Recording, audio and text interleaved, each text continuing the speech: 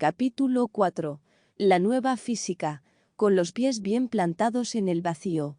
En la década de los 60, cuando era un ambicioso estudiante de biología, sabía que para tener una oportunidad de entrar en una prestigiosa facultad necesitaba hacer un curso de física. Mi facultad ofrecía un curso básico de introducción, algo como física básica, que explicaba los temas fundamentales, la gravedad, el electromagnetismo, la acústica, las poleas y los planos inclinados, de forma que los estudiantes de otras ramas pudieran entenderlos. También había otra asignatura llamada física cuántica, pero la mayor parte de mis compañeros la evitaba como si fuese una plaga. La física cuántica estaba envuelta en el misterio. Los aspirantes a biólogos estábamos convencidos de que era una ciencia muy extraña. Creíamos que solo los estudiantes de física, los masoquistas y los chiflados se arriesgarían a perder 5 créditos en una asignatura que tenía por premisa: ahora lo ves, ahora no lo ves. En aquellos días, la única razón por la que habría cursado la asignatura de física cuántica era por el extraordinario caché que daba en las fiestas. En los días de Sony y Cher hubiera sido tres chic decir: oye, nena, yo curso física cuántica, ¿qué haces tú? Sin embargo, puede que ni siquiera eso sea cierto. Nunca había ningún físico cuántico en las fiestas, de hecho, tampoco en ningún otro sitio. No creo que saliera mucho. Así pues, revisé mi expediente académico, sopesé las opciones, me decidí por lo fácil y cogí la física básica. No me interesaba que las aspiraciones de mi carrera dependieran de un físico con una regla en la mano que cantara las alabanzas de los efímeros bosones y los quarks. Tanto yo como la mayoría de los estudiantes de biología le prestábamos poca atención a la física cuántica mientras continuábamos nuestros estudios en las ciencias de la vida. Como era de esperar, dada nuestra actitud, los biólogos no sabemos mucho sobre física, con todas esas ecuaciones y cálculos. Sabía algo sobre la gravedad. Las cosas pesadas tienden a acabar en el fondo y las ligeras en la parte superior. Sabía que algunos pigmentos vegetales, como la clorofila, y otros pigmentos visuales animales, como la rodoxina de la retina, absorbían algunos de los colores de la luz y eran ciegos a otros. Sabía incluso un poco acerca de la temperatura. Las altas temperaturas inactivan las moléculas biológicas causando que se derritan y las bajas temperaturas congelan y conservan las moléculas. Estoy exagerando, por supuesto, para recalcar la idea de que los biólogos, por lo general, no saben mucha física. Mi falta de conocimientos sobre física cuántica explica por qué, incluso después de rechazar la biología centrada en el núcleo y pasarme a la membrana, todavía seguía sin comprender del todo las implicaciones de ese cambio. Sabía que las proteínas integrales de membrana se acoplan a las señales externas del entorno para activar la célula. Pero puesto que no sabía nada del universo cuántico, no apreciaba por entero la naturaleza de las señales ambientales que desencadenaban el proceso. No fue hasta 1982, una década después de que terminara la licenciatura, cuando por fin comprendí la cantidad de cosas que me había perdido por no cursar la asignatura de física cuántica en la facultad. Creo que, si me hubiera introducido en el universo cuántico en la facultad, me habría convertido en un biólogo renegado mucho antes.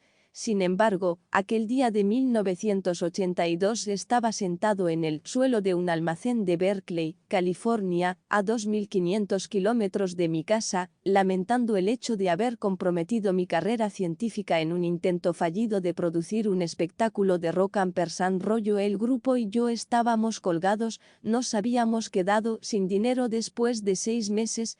Estaba sin Blanca y siempre que le entregaba mi tarjeta de crédito a algún comerciante, aparecía en la pantalla una calavera con las tibias cruzadas. Vivíamos de café y bollos mientras atravesábamos las fases del sufrimiento de Elizabeth Kubler-Ross ante la muerte de nuestro espectáculo: negación, ira, negociación o regateo, depresión y, finalmente, aceptación. Sin embargo, en aquel momento de aceptación, el estridente y electrónico timbre de un teléfono rompió el oscuro silencio de aquella tumba de cemento con forma de almacén. A pesar del incesante e insoportable sonido del teléfono, el grupo y yo ignoramos la llamada. No era para nosotros, nadie sabía que estábamos allí. A la postre, el gerente del almacén cogió la llamada y restauró el bendito silencio. En mitad de aquel sosegado ambiente, oí que el gerente respondía: «Sí, está aquí». En ese momento, aparté la mirada de mi negra existencia y vi que me ofrecían el auricular del teléfono. Era una llamada de la Facultad Caribeña que me había contratado 2 años antes. El decano de la facultad se había pasado 2 días siguiendo mi errático rastro desde Wisconsin a California para preguntarme si estaba interesado en dar, de nuevo, clases de anatomía, que si estaba interesado. ¿Es el Papa católico? ¿Cuándo quiere que vaya?, fue mi respuesta. Él respondió: ayer. Le dije que estaría encantado de aceptar el trabajo, pero que necesitaba un adelanto del sueldo. La facultad me envió el dinero ese mismo día y dividí los ingresos con el grupo. Después volé de vuelta a Madison a fin de prepararme para una larga estancia en el trópico. Me despedí de mis hijas y metí a toda prisa en la maleta la ropa y algunos objetos personales.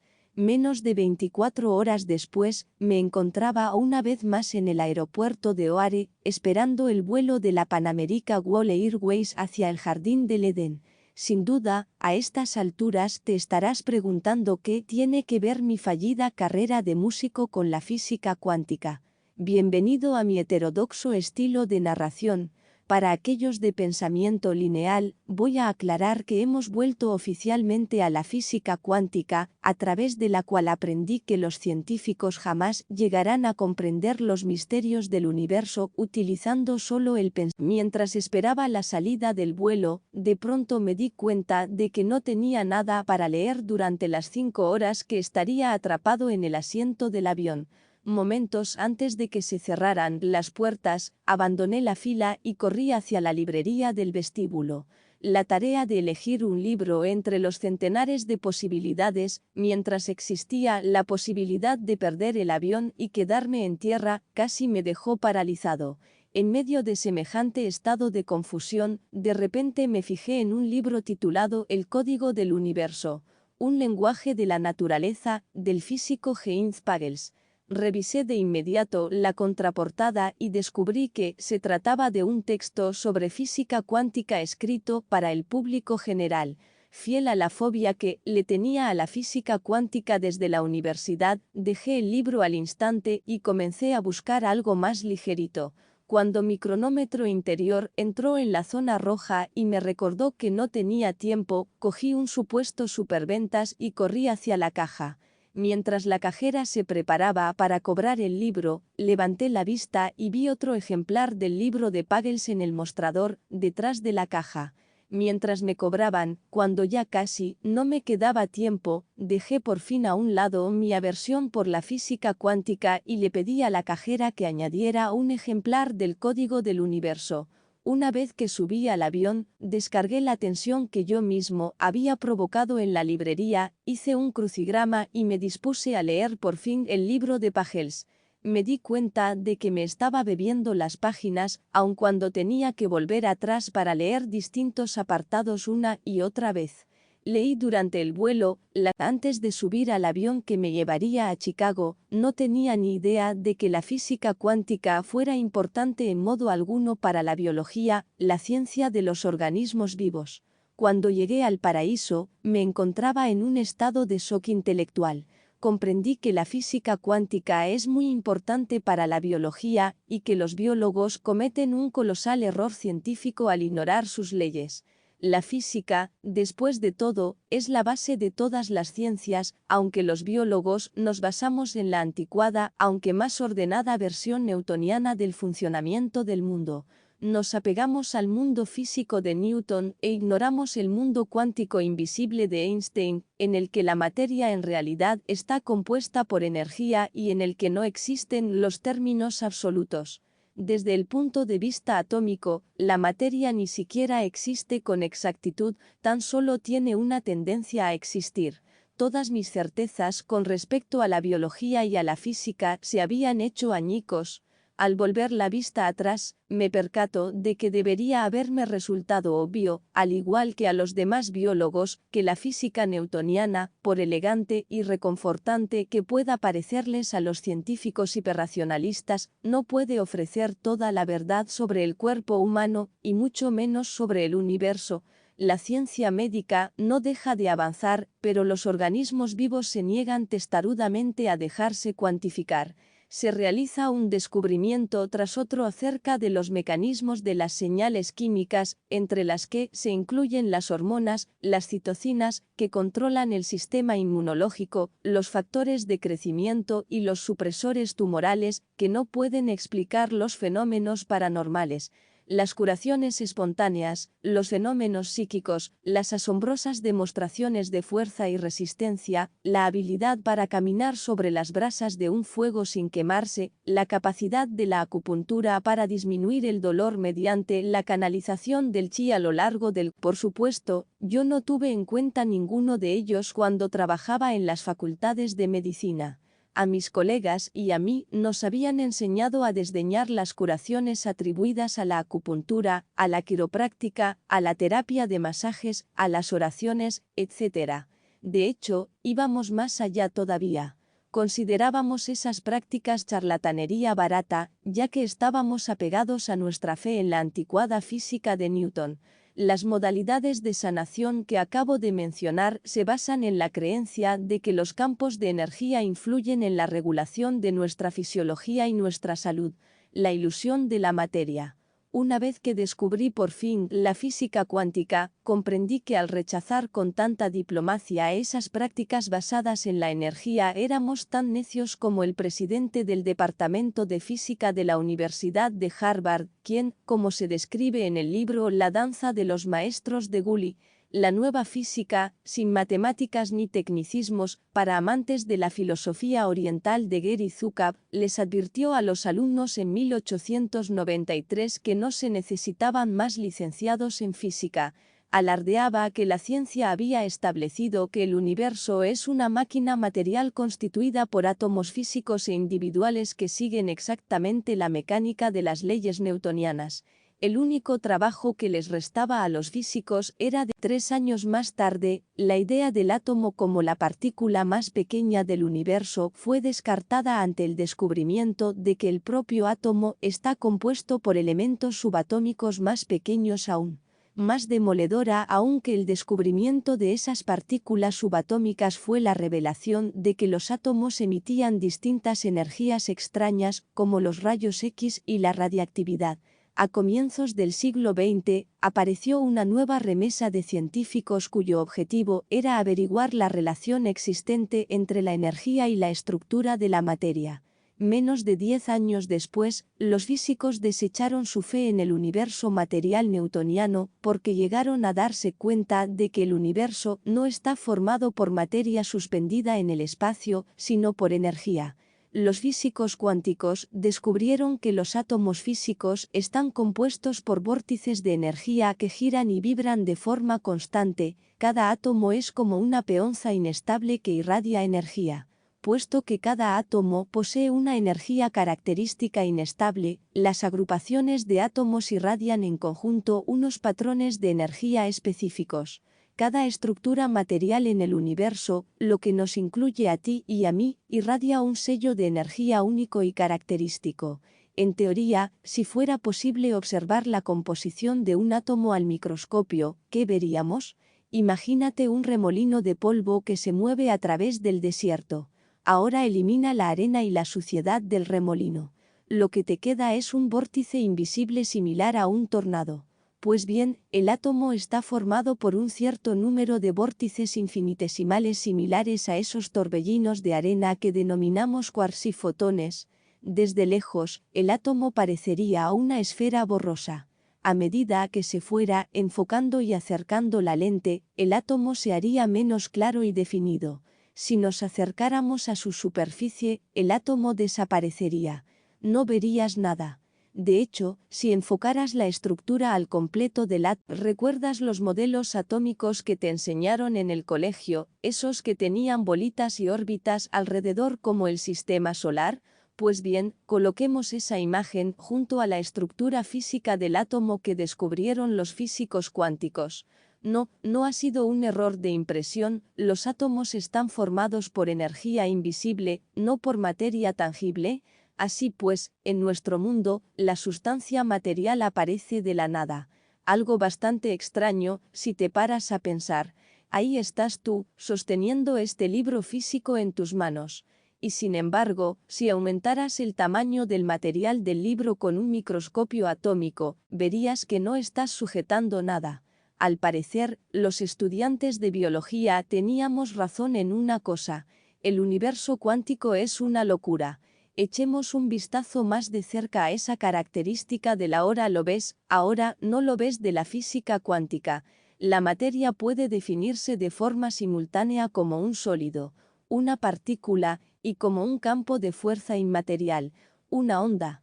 Cuando los científicos estudian las propiedades físicas del átomo, como la masa y el peso, el átomo tiene la apariencia y el comportamiento de la materia física. Sin embargo, cuando esos mismos átomos se describen en términos de potenciales de voltaje y longitudes de onda, muestran las cualidades y propiedades de la energía de las ondas. El hecho de que la energía y la materia sean una misma y única cosa es precisamente lo que Einstein reconoció al expresar su fórmula. Aunque simple, esta ecuación dice que la energía es igual a la materia multiplicada por la velocidad de la luz al cuadrado. Einstein reveló que no vivimos en un universo con cuerpos físicos independientes separados por espacio muerto. El universo es un único e indivisible agujero dinámico en el que la energía y la materia están tan estrechamente relacionadas que resulta imposible considerarlas elementos independientes. Saber que son unos mecanismos tan distintos los que controlan la estructura y el funcionamiento de la materia debería haber ofrecido a la biomedicina nuevas perspectivas de lo que son la salud y la enfermedad. Sin embargo, aun después de los descubrimientos de la física cuántica, a los estudiantes de medicina y de biología se les sigue enseñando a ver el cuerpo como una máquina física que opera según los principios de Newton. En su empeño por descubrir cómo se controlan los mecanismos corporales, los investigadores han concentrado su atención en un vasto número de señales físicas que se clasifican en familias de sustancias químicas diferenciadas, entre las que se incluyen las que he citado anteriormente: las citocinas, los factores de crecimiento, los supresores tumorales, los transmisores y los iones. No obstante, debido a los prejuicios materialistas newtonianos, los investigadores convencionales han ignorado por completo el papel que juega la energía en la salud y en la enfermedad. Además, los biólogos convencionales son reduccionistas que creen que los mecanismos físicos corporales pueden comprenderse aislando células y estudiando sus componentes químicos esenciales. Creen que las reacciones bioquímicas responsables de la vida se generan al estilo de las cadenas de montaje de Henry Ford. Una sustancia química desencadena una reacción que va seguida de otra activada por un químico diferente, etc. El flujo lineal de información que va desde A a B y luego a C, a D y A está ilustrado en la página siguiente.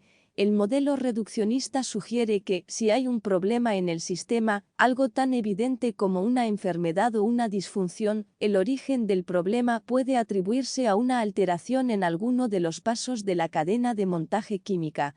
Con el simple hecho de proporcionar a la célula un sustituto para el elemento defectuoso con la prescripción de un fármaco, por ejemplo, en teoría el elemento defectuoso puede ser reparado.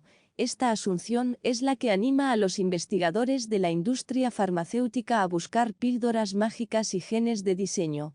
No obstante, la perspectiva cuántica revela que el universo es una integración de campos de energía interdependientes que están. Los científicos biomédicos están muy confundidos, ya que no reconocen la enorme complejidad de la comunicación existente entre las partes físicas y los campos de energía que conforman el todo. La visión reduccionista del flujo lineal de información es una característica del universo newtoniano. Por el contrario, el flujo de información en el universo cuántico es holístico. Los constituyentes celulares están intrincados en una red de informaciones de muy diversa índole. Una disfunción biológica puede ser la consecuencia de un error en la comunicación producido en cualquiera de las rutas que constituyen el flujo de información. Para restaurar el equilibrio químico de este complejo sistema interactivo hace falta mucho más que limitarse a ajustar una de las rutas de información con un fármaco. Si se cambia la concentración de C, por ejemplo, no solo se altera la acción de O en las rutas holísticas, las variaciones en la concentración de C alteran profundamente el comportamiento y la función de A, de B, de y también de O. Una vez que comprendí la naturaleza de las complejas interacciones existentes entre la materia y la energía, supe que la visión reduccionista y lineal no puede llegar a darnos siquiera una idea aproximada de la enfermedad. La física cuántica sugiere la presencia de dichas rutas de información interconectadas y recientes investigaciones que estudian las interacciones proteína-proteína en la célula han demostrado su existencia. Como es evidente, las disfunciones biológicas pueden ser el resultado de un error de comunicación en cualquiera de las rutas de ese complicado sistema. Si se cambian los parámetros de una proteína en un punto dado de ese complejo de rutas, se alterarán de forma inevitable los parámetros de otras proteínas en innumerables puntos de la red. Además, echa un vistazo a los 7 círculos de la ilustración siguiente, en la que las proteínas, fíjate en que las proteínas dentro un grupo funcional, por ejemplo, el que está implicado en la diferenciación sexual, también influyen en proteínas con una función completamente diferente, como las encargadas de la síntesis de ARN, por ejemplo, la ARN helicasa. Los científicos newtonianos no aprecian en toda su extensión el vasto sistema de comunicación existente 80 entre las redes de información biológica celulares. El mapa de esta red de rutas de información pone de manifiesto los peligros de la prescripción de fármacos. Ahora podemos ver por qué los fármacos vienen acompañados de folletos informativos que enumeran sus numerosos efectos secundarios, que van desde los simplemente molestos hasta los mortales. Cuando se introduce un fármaco en el organismo para tratar una disfunción proteica, es inevitable que ese fármaco interactúe con otra proteína al menos, y posiblemente con muchas otras. La complejidad de los efectos secundarios reside también en el hecho de que los sistemas biológicos son redundantes. Es posible que las mismas señales o moléculas proteicas se utilicen en distintos órganos y tejidos donde desencadenan funciones totalmente diferentes. Por ejemplo, cuando se receta un fármaco para corregir una disfunción en una de las rutas cardíacas, ese fármaco penetra en el torrente sanguíneo y se extiende por todo el cuerpo. Este medicamento cardíaco puede alterar sin querer la función del sistema nervioso si el cerebro también utiliza los componentes de la ruta de información cardíaca. Aunque esta redundancia complica los efectos de la prescripción de fármacos, es otra de las admirables consecuencias de la evolución. Los organismos multicelulares sobreviven con muchos menos genes de los que calculaban los científicos en un principio porque se utilizan los mismos productos genéticos, proteínas, para una gran variedad de funciones. Es algo similar a utilizar las 27 letras de nuestro alfabeto para componer todas y cada una de las palabras. Mientras investigaba las células de los vasos sanguíneos, comprobé de primera mano los límites impuestos por las rutas redundantes de información. En el cuerpo, la histamina es una importante señal química que desencadena una respuesta de estrés en la célula. Cuando la histamina está presente en la sangre que nutre los brazos y las piernas, la señal de estrés provoca que se abran grandes poros en las paredes de los vasos sanguíneos. La apertura de estos agujeros en las paredes de los vasos sanguíneos es el primer paso para desencadenar una reacción inflamatoria local. No obstante, si se añade histamina en los vasos sanguíneos del cerebro, la misma señal histaminérgica incrementa el aporte nutritivo sanguíneo de las neuronas, lo que potencia su desarrollo y su especialización. En momentos de estrés, el incremento del aporte sanguíneo ocasionado por la histamina permite que el cerebro pueda enfrentarse mejor a una emergencia inminente. Este es un buen ejemplo de cómo una misma señal puede ocasionar dos efectos diametralmente opuestos según el lugar donde sea liberada. Una de las características más ingeniosas del sofisticado sistema de señales de nuestro cuerpo es su especificidad. Si te haces un arañazo con una rama de hiedra venenosa, la molesta picazón que notas es consecuencia de la liberación de histamina, la molécula que activa la respuesta inflamatoria ante la presencia en sangre del alérgeno de la hiedra. Puesto que no hay necesidad de que la picazón se extienda por todo el cuerpo, la histamina solo se libera en el lugar del arañazo. De forma similar, cuando una persona se enfrenta a una situación de estrés, la liberación de histamina en el cerebro incrementa el aporte sanguíneo en el tejido nervioso, lo que potencia el procesamiento neuronal necesario para la supervivencia. La liberación de histamina en el cerebro para enfrentarse a situaciones de tensión está restringida y no desencadena el inicio. Al igual que la Guardia Nacional estadounidense, la histamina se despliega solo allí donde se necesita y únicamente durante el tiempo necesario. Sin embargo, la mayoría de los fármacos industriales no poseen semejante especificidad. Cuando se toma un antihistamínico para combatir la picazón de un prurito alérgico, el fármaco ingerido se distribuye por todo el organismo y afecta a todos los receptores de histamina, estén donde estén. Sí, los antihistamínicos frenan la respuesta inflamatoria de los vasos sanguíneos, reduciendo de forma drástica los síntomas de la alergia. No obstante, cuando penetren en el cerebro, alterarán también la circulación neuronal y, por tanto, la función nerviosa. Esta es la razón de que la gente que toma antihistamínicos sin receta médica experimente cierto alivio y también un efecto secundario de somnolencia. Un ejemplo reciente de las trágicas reacciones adversas a la terapia farmacéutica son los demoledores y potencialmente letales efectos secundarios asociados a la terapia hormonal sustitutiva. Se conocen muy bien los efectos de los estrógenos sobre el aparato reproductor femenino.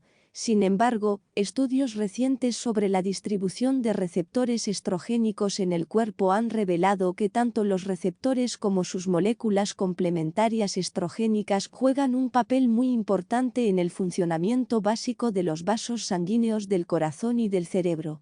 Los médicos han recetado estrógenos de forma rutinaria para aliviar los síntomas asociados al cese del funcionamiento del sistema reproductor femenino.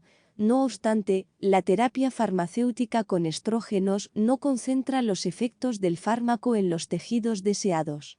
El medicamento también se une a los receptores estrogénicos cardíacos, vasculares y nerviosos, alterando su función.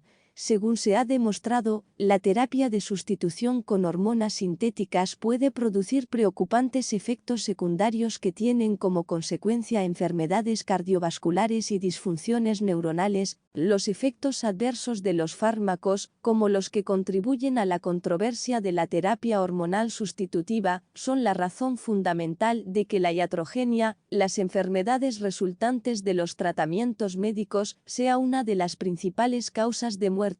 De acuerdo con las conservadoras estimaciones publicadas en Journal of the American Medical Association, las enfermedades iatrogénicas son la tercera causa de muerte en Estados Unidos.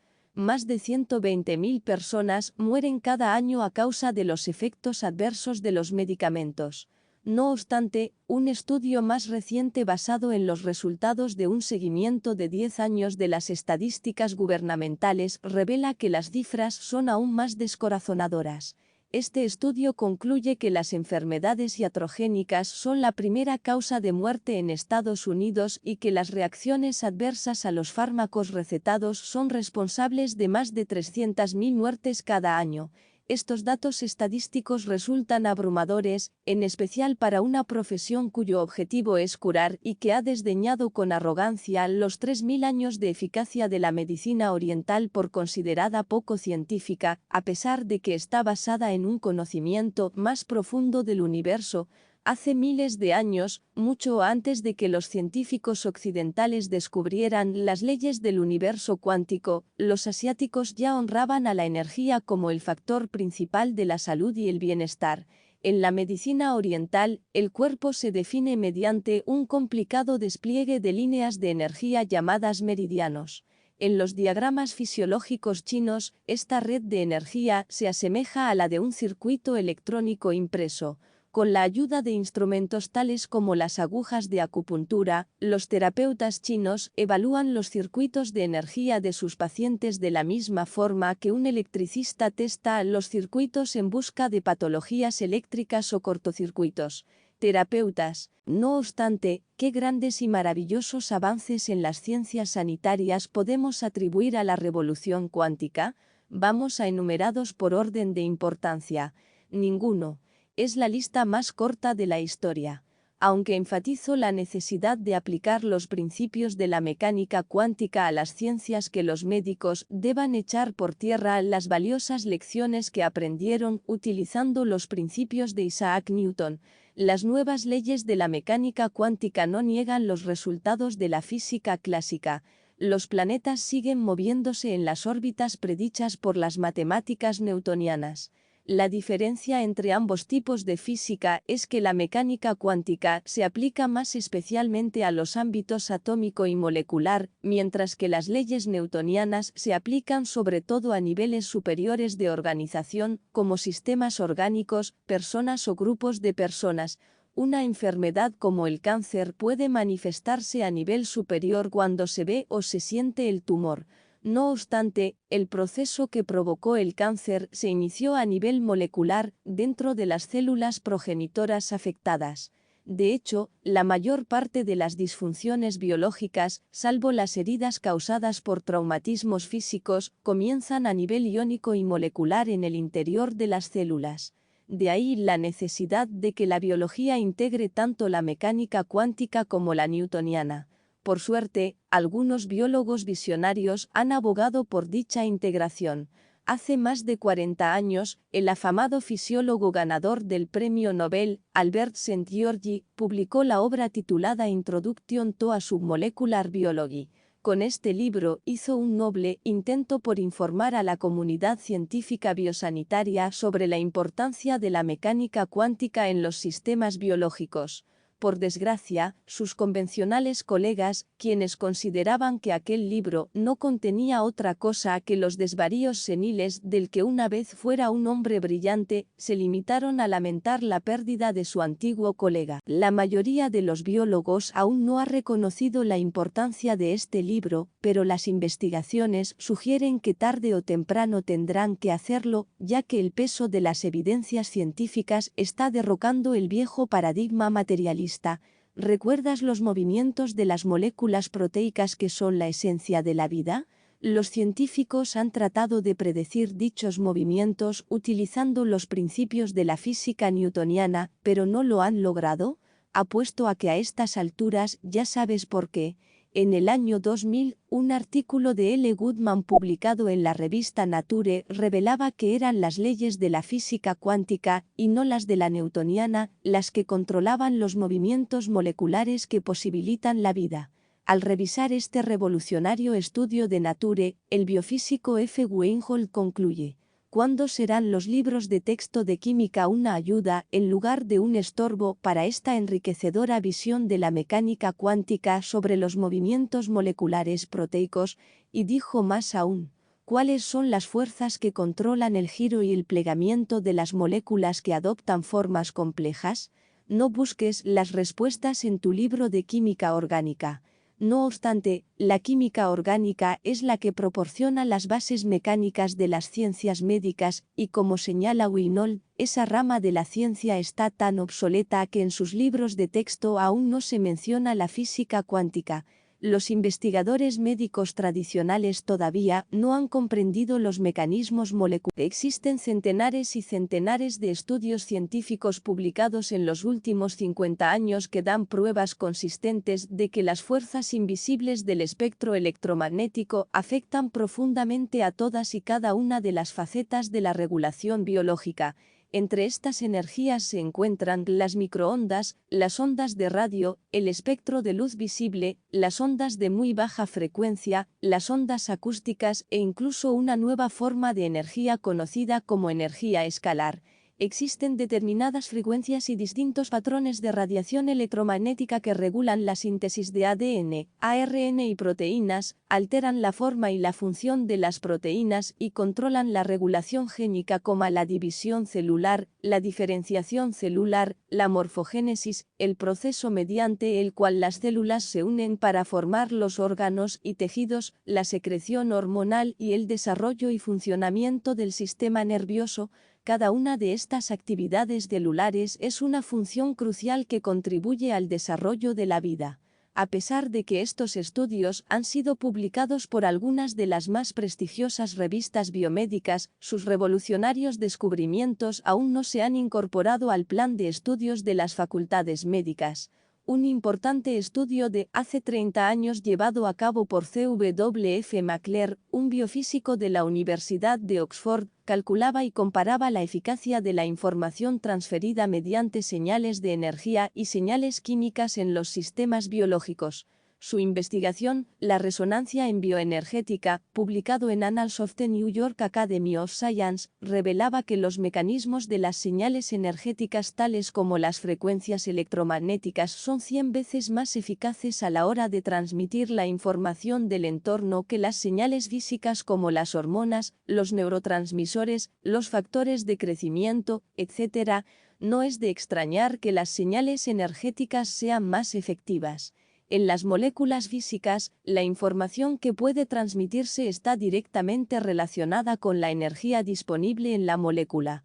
No obstante, el acoplamiento químico que utilizan para transferir la información está acompañado por una pérdida masiva de energía, debida al calor que se produce al generar y al romper los enlaces químicos. Puesto que sabemos que los organismos vivos deben recibir e interpretar señales ambientales para permanecer con vida. De hecho, la supervivencia está directamente relacionada con la velocidad y la eficacia de la transferencia de las señales. La velocidad de las señales electromagnéticas es de unos 300.000 km por segundo, mientras que la velocidad de difusión de una sustancia química se reduce a bastante menos de 1 centímetro por segundo. Las señales energéticas son 100 veces más eficaces e infinitamente más rápidas que las señales químicas. ¿Qué tipo de señal preferirán los 50 billones de células que forman tu cuerpo? Haz cálculos. Comprar el fármaco. Creo que la razón principal de que la investigación energética haya sido casi ignorada es el dinero.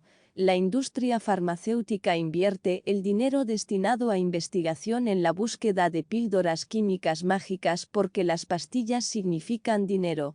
Si la energía sanadora pudiera venderse en forma de pastillas, los fabricantes farmacéuticos se mostrarían interesados de inmediato. En lugar de eso, identifican divergencias fisiológicas o de comportamientos que se apartan de alguna norma hipotética como alteraciones o enfermedades en sí mismas y luego se encargan de informar al público general de los peligros de esas amenazadoras enfermedades. Está claro que la sintomatología simplificada que se utiliza al definir los trastornos corrientes en los anuncios publicitarios de las compañías farmacéuticas consigue convencer a los espectadores de que sufren esa enfermedad en particular. ¿Estás preocupado? La preocupación es un síntoma primario de una enfermedad conocida como trastorno de ansiedad. Deja de preocuparte. Entretanto, los medios de comunicación evitan el tema de las muertes causadas por los medicamentos y dirigen nuestra atención hacia las drogas ilegales. Nos advierten que utilizar drogas para escapar de los problemas de la vida no es una buena forma de resolverlos. Qué curioso, yo iba a decir exactamente lo mismo para expresar mi preocupación por el abuso de drogas legales. ¿Son peligrosas? Pregúntaselo a la gente que murió el año pasado. Utilizar las drogas recetadas para acallar los síntomas corporales nos permite desentendernos de cualquier relación que pudiéramos tener con el desencadenamiento de dichos síntomas. El uso excesivo de medicamentos nos proporciona un medio para deshacernos de la responsabilidad. La adición a los fármacos me recuerda al trabajo en un taller de reparaciones que realicé mientras estudiaba en el instituto. Un viernes, a las 4:30 de la tarde, una encolerizada mujer entró en el taller. Las luces de emergencia del panel del salpicadero no dejaban de parpadear, aunque ya le habían arreglado ese problema unas cuantas veces. ¿Quién quiere encargarse de un problema tan rebelde y enfrentarse a una clienta enfadada un viernes a las 4:30 de la tarde? Todo el mundo se quedó en silencio, salvo un mecánico que dijo: «Yo me encargaré de ello». Llevó el coche hasta el garaje, se metió bajo el salpicadero, quitó la bombilla de la señal y la arrojó a la basura. A continuación, abrió una lata de refresco y se encendió un cigarrillo. Después de un rato, durante el cual la clienta creía que le estaban arreglando el coche, el mecánico regresó y le dijo a la mujer que su automóvil ya estaba listo. Entusiasmada al ver que la luz de aviso había dejado de parpadear, se fue feliz y contenta. Aunque la causa del problema no se había arreglado, el síntoma había desaparecido. De forma similar, los fármacos suprimen los síntomas corporales, pero un momento, los tiempos han cambiado, podrías decirme. Ahora conocemos mucho mejor los peligros de los medicamentos y estamos más abiertos a las terapias alternativas. Es cierto que puesto que la mitad de los norteamericanos acude a la consulta de los terapeutas alternativos, los médicos tradicionales ya no pueden seguir metiendo la cabeza en un agujero y esperar que las demás medicinas desaparezcan.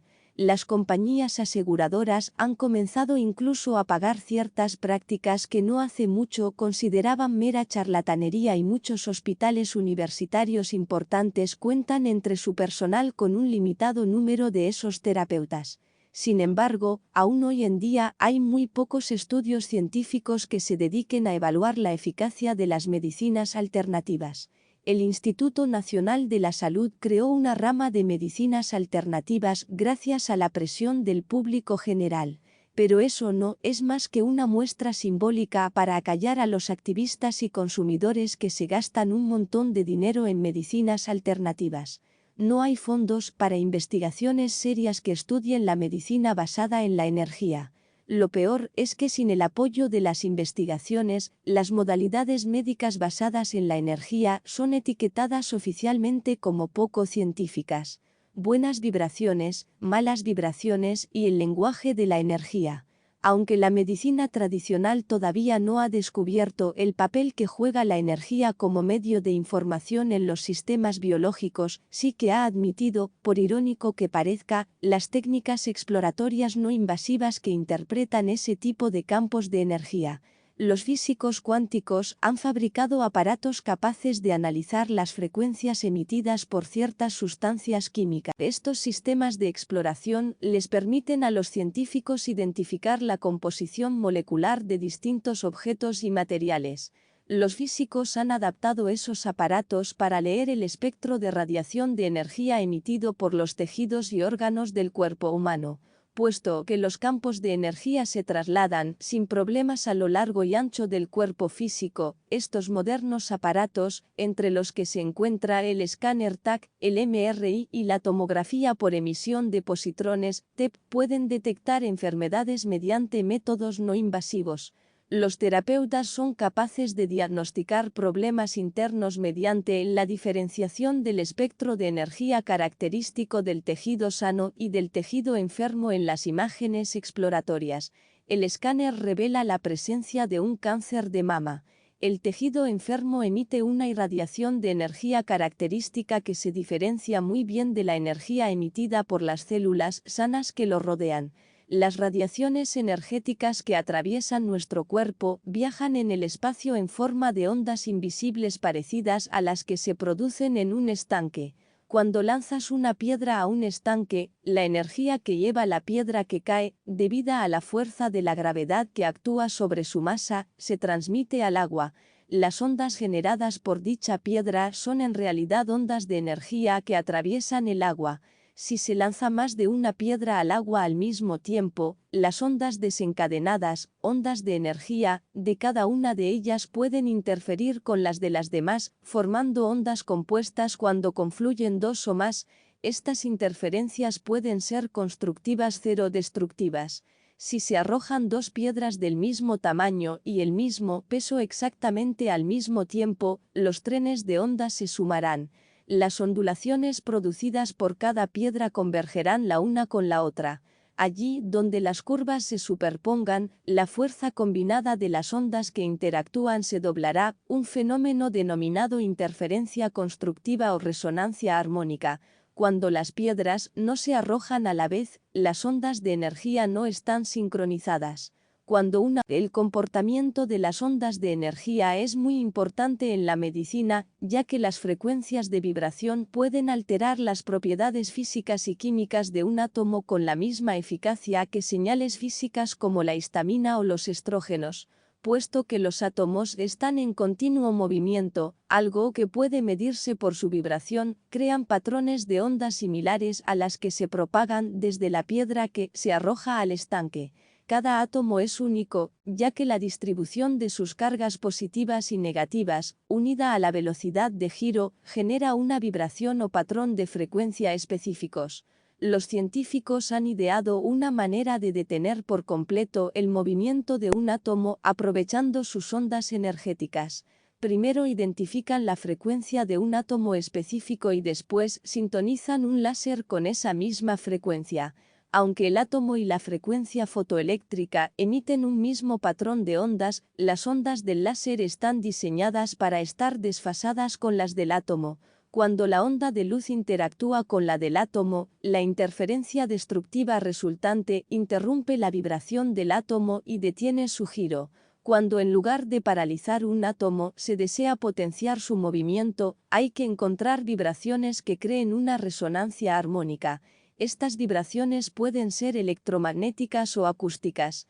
Cuando, por ejemplo, una habilidosa vocalista como Ella Fitzgerald mantiene una nota que está en resonancia armónica con los átomos de una copa de cristal, los átomos de la copa absorben la energía de las ondas acústicas.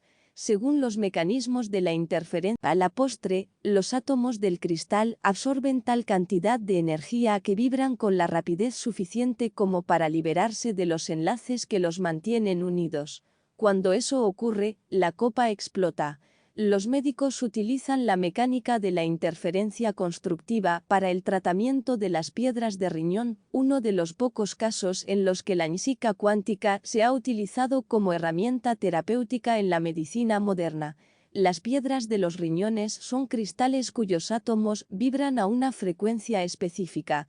Mediante esta técnica no invasiva, los médicos concentran una frecuencia armónica en la piedra del riñón. La interferencia constructiva tiene éxito cuando las ondas de energía concentrada interactúan con los átomos de las piedras.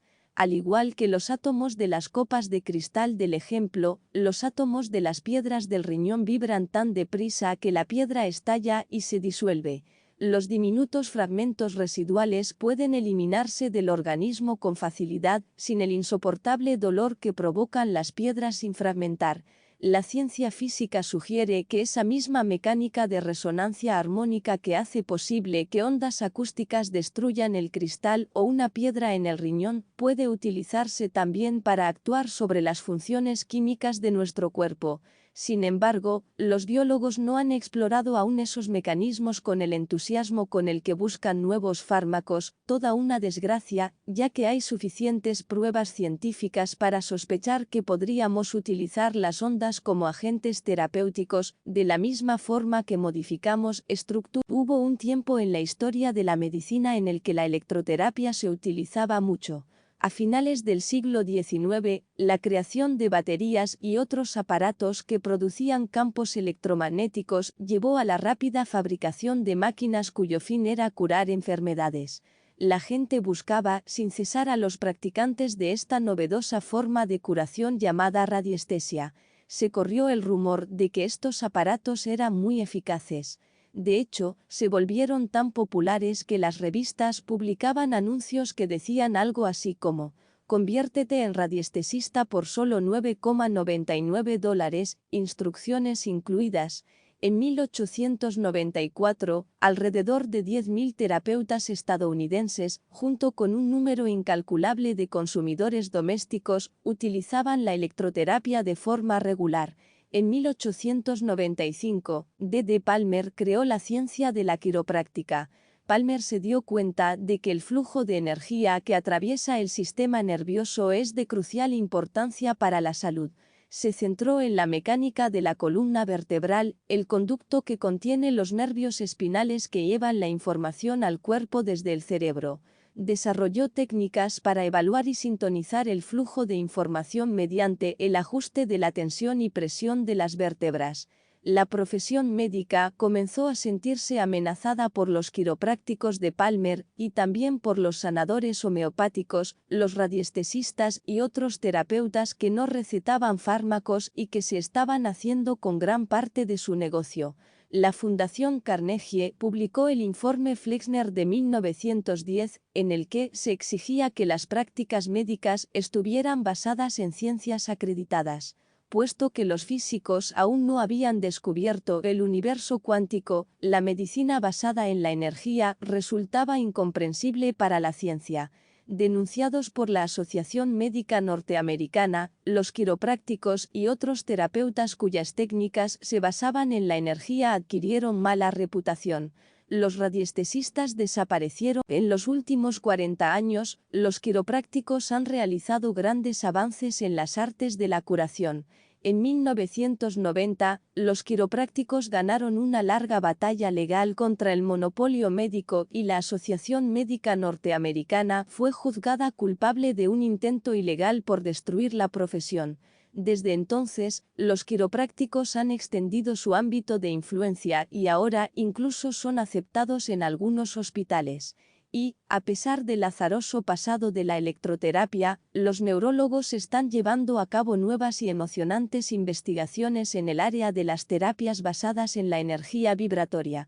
Hace mucho tiempo que se admitió que el cerebro era un órgano eléctrico, razón por la cual la terapia de electroshock se utilizó antiguamente para tratar la depresión. Sin embargo, los científicos trabajan ahora en métodos menos invasivos para tratar el cerebro. Un reciente artículo publicado en Science anunciaba los efectos beneficiosos de la estimulación magnética transcraneal, EMT, que estimula el cerebro con campos magnéticos. La EMT es una versión actualizada de las técnicas de curación radiestésicas que se practicaban en el siglo XIX y que fueron denunciadas en su día por la medicina tradicional. Los nuevos estudios sugieren que la EMT puede llegar a ser una importante herramienta terapéutica. Si se usa de la forma adecuada, puede atenuar la depresión y los estados alterados de conciencia. Depresión y los estados alterados de conciencia. Está claro que necesitamos una investigación multidisciplinar en esta área prometedora y sobresaliente, una investigación que integre la física cuántica, la ingeniería eléctrica, la química y también la biología. Semejante investigación sería muy bien acogida, ya que es muy probable que dé como resultado terapias con menos efectos secundarios que los fármacos. Sin embargo, la investigación solo confirmará lo que tanto los científicos como los no científicos ya saben sin ser conscientes de ello. Todos los organismos, incluyendo a los humanos, se comunican e interpretan. Puesto que los humanos somos tan dependientes del lenguaje hablado y escrito, hemos descuidado nuestro sistema sensorial de comunicación basado en la energía. Al igual que con cualquier otra función biológica, la falta de uso conduce a la atrofia. Resulta muy curioso que los aborígenes sigan utilizando esa capacidad extrasensorial en su vida diaria. En ellos no existe esa atrofia sensorial. Por ejemplo, los aborígenes australianos pueden percibir dónde está el agua enterrada bajo la arena y los chamanes amazónicos pueden comunicarse con las energías de sus plantas medicinales. Estoy seguro de que en ocasiones sentirás un vestigio de ese antiguo mecanismo de percepción sensorial. ¿No has notado alguna vez que quedabas sin energías mientras caminabas de noche por una calle oscura? ¿Qué era eso que notabas? Interferencias destructivas, al igual que las piedras desfasadas que se lanzan al estanque o, en la jerga popular, malas vibraciones. ¿Recuerdas cuando te encontraste inesperadamente con esa persona tan especial y te sentiste tan lleno de energía que habrías sido capaz de volar hasta las nubes? ¿Estabas experimentando una interferencia constructiva o lo que comúnmente conocemos como buenas vibraciones? Cuando deseché la idea de que somos materia inerte, supe no solo que la ciencia de la carrera que había elegido estaba anticuada, sino que yo también necesitaba crear más interferencias constructivas en mi vida, necesitaba sintonizarme con la inspiración de la física cuántica. En lugar de concentrarme en crear energías armónicas en mi vida, pasaba por la vida a la buena de Dios, consumiendo energía sin ton ni son. Sería lo mismo. Comencé a cerrar esas ventanas y esas puertas y a examinar cuidadosamente en qué gastaba mi energía. Me resultó bastante fácil cerrar algunas de ellas. Por ejemplo, fue fácil desechar actividades que consumen energía, como los claustros de la facultad. Fue más difícil deshacerme de los extenuantes pensamientos derrotistas que por lo general me rondaban la cabeza. Los pensamientos consumen energía, al igual que participar en una carrera, tal y como veremos en el capítulo siguiente. Necesitaba una puesta a punto cuántica, y, como ya he dejado claro, también la biomedicina. Sin embargo, tal y como he dicho con anterioridad, todavía estamos en mitad de un lento proceso de cambio en la medicina, un cambio impulsado por un número cada vez más elevado de consumidores que buscan medicinas alternativas. Le ha costado mucho tiempo, pero la revolución biológica cuántica ya está en marcha. La medicina establecida será finalmente expulsada entre gritos y pataleos por la fuerza de la revolución cuántica.